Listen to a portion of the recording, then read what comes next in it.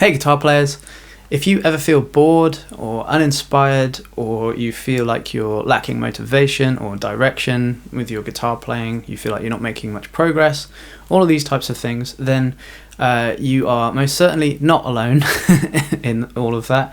I've been there many times myself, and what I'm here to do today is share with you just a few little tips that will help you climb out of that little pit of despair that you might find yourself in, and hopefully give you some ways to make more progress in a really fun way, hopefully.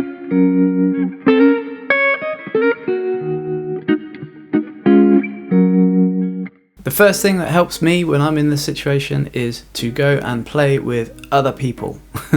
Like, we can spend hours and hours on end practicing guitar in our room, getting frustrated on the same things that we've been working on, losing sight of what this is actually about. Music is more often than not a communal experience. It's something that we do in a band, and the more you do that, the more fun you have, for a start, and also it has a way of accelerating your progress because you're around other like-minded musicians. So whatever stage you're at, whether you've been playing for decades like me, or whether you've been playing for a week or something, it doesn't matter. The same applies. Just find someone, maybe it's a family member, a friend, or if you're an introvert like me, it's actually a great way to make new friends, because you've got common interests. You will have so much more fun, and you'll generate new musical ideas, and you'll find new music, and you'll generally have a much better time. The second thing that will really help you is making the realization that progress doesn't happen in the practice room.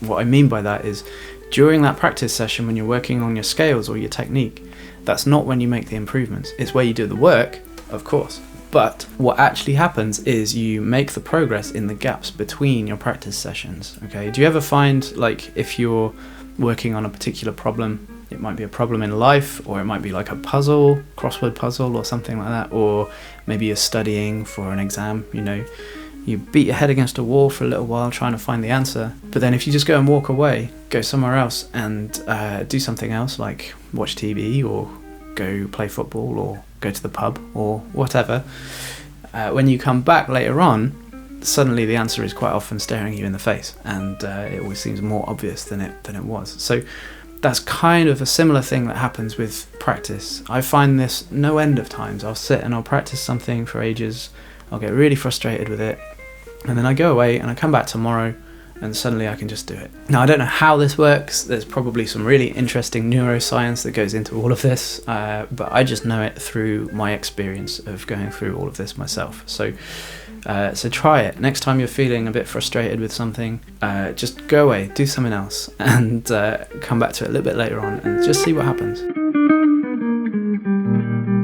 Now, that idea leads on to the next idea quite nicely, because when we realize all of this, we can actually begin to measure our progress. These days we've all got phones, we can all shoot videos, we can all make recordings, and what I would suggest, I do this quite frequently, is to just very simply capture some of your practice time.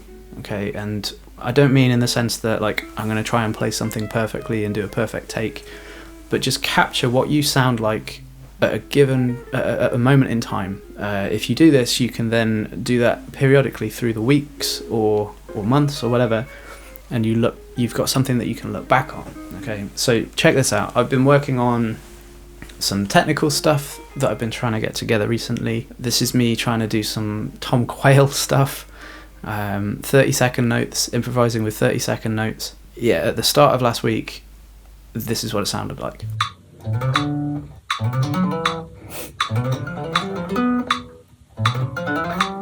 And then I took a little break and recorded it again the very next day. This is before I warmed up or anything.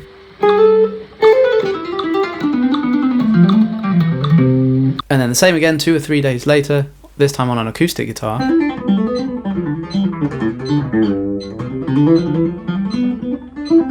Now, I know there's a long way to go with this particular skill that I'm trying to get together here. It's nowhere near where I would like it to be before I would attempt to use it anywhere. But it's, I can see little chunks of progress happening here that in itself is enough to kind of give me the motivation to want to kind of carry on and practice this until I can reliably sit and just blast 30-second notes. I think it's really important from time to time to just remind yourself of how far you've come on this guitar playing journey. I recently found an old cassette tape of me when I was maybe 7 or something like that, 7 or 8. I think I'd only had my guitar a couple of months maybe, and it's just me, a recording of me just trying to play some songs, and my chord changing is bad, and it's quite eye-opening to listen to, and that not only motivates me as a guitar player, because I can see how far I've travelled, but also it motivates me as a teacher because it reinforces that sense of empathy that you need as a guitar teacher, teaching someone how to change between chords for the first time. So do it. Just collect recordings of yourself, listen back to them once in a while, and use that to inspire you and motivate you. Another thing that will help you is to focus on your mindset with all of this stuff. We all have these moments where you see someone amazing, and maybe you've opened Instagram and there's a 12-year-old shred prodigy just tearing up the fretboard faster and more accurately than you could ever imagine, right? We always have a choice in these moments. When we see someone amazing, we have the choice to feel deflated, down on our playing, and demotivated as a result, or we can use that as a moment of inspiration and be like, how on earth are they doing that, and what can I learn from this, and how can I use this for myself? Without sounding too cliche, the only person in the world that sounds like you is you, and the only person that can play guitar like you is you. So remember that, but always be thinking, what can I learn from this person? Another thing that helps me pull myself out of a slump with this is to simply try something in a different genre.